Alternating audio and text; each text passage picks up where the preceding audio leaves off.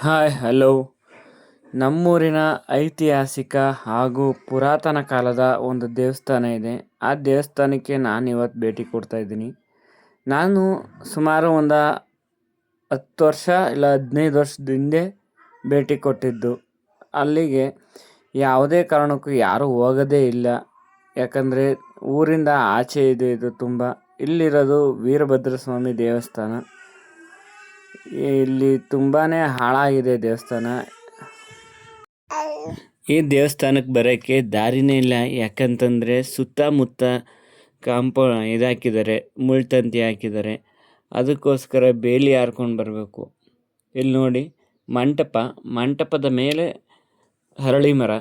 ಅರಳಿ ಮರ ಕೆಳಗಿದೆ, ಆದರೂ ಮೇಲ್ಗಡೆ ತುಂಬಾ ಬೇರೆ ಬಿಟ್ಟಿದೆ.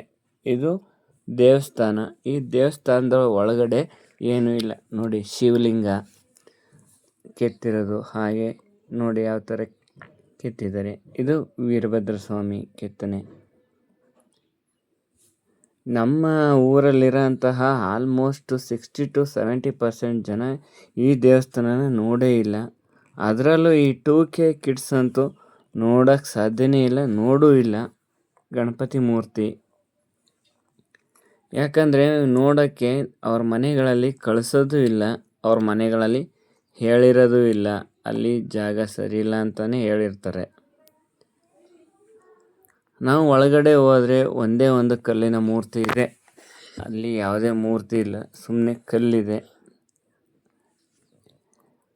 ಈ ಥರ ಇದೆ ಪ್ಲೇಸು. ಮೇಲ್ಗಡೆ ಇದ್ದಂತಹ ಬಸವ ಆಗಿರ್ಬೋದು, ಹಾಗೆ ಗೋಪುರ ಆಗಿರ್ಬೋದು, ಎಲ್ಲ ಹಾಳಾಗಿದೆ. ಹೇಗಿದೆ ಅಂತ ಕಮೆಂಟ್ ಮಾಡಿ, ಫಾಲೋ ಮಾಡಿ.